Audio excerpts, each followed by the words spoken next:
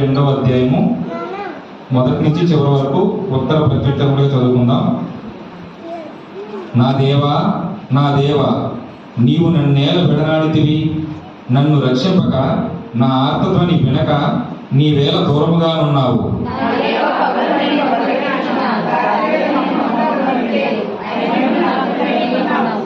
నీవు ఇశ్రాయేలు చేయు స్తోత్రముల మీద ఆసీనుడవై ఉన్నావు.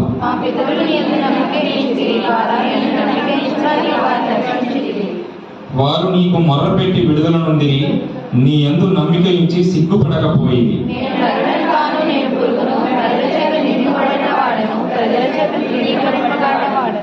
నన్ను చూచు వారందరూ పెదవులు విరచి తల ఆడించుతూ నన్ను అపహసించుతున్నారు.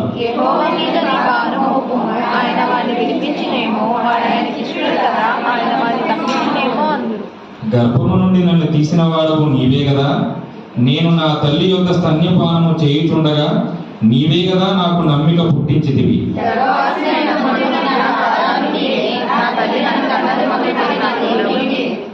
శ్రమ వచ్చి ఉన్నది, సహాయము చేయువాడెవడునూ లేడు.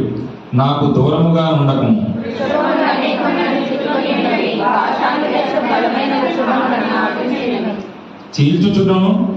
చీల్చుచును గర్జించుచునుండు సింహము వలె వారు నోళ్లు తెరచుచున్నారు.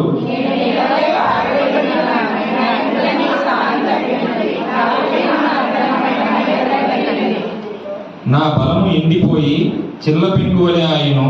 నా నాలుక నా దవడను అంటుకొని ఉన్నది. నీవు నన్ను ప్రేతల భూమిలో పడవేసి ఉన్నావు.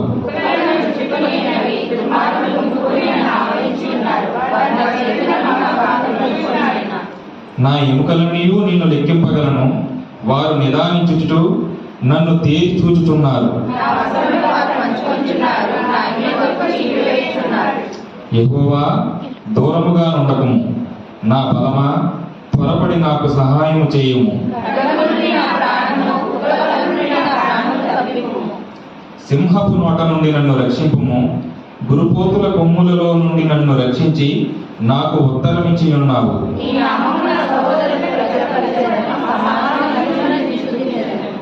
యెహోవా యందు భయభక్తులు గలవారులారా, ఆయనను స్తుతించుడి. యాకోబు వంశస్థులారా, మీరందరూ ఆయనను గణపరచుడి.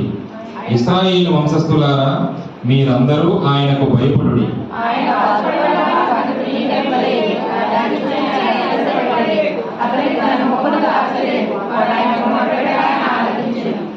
మహాసమాజములో నిన్ను గూర్చి నేను కీర్తన పాడెదను. ఆయన యందు భయభక్తులు గలవారి ఎదుట నా మొక్కుబడు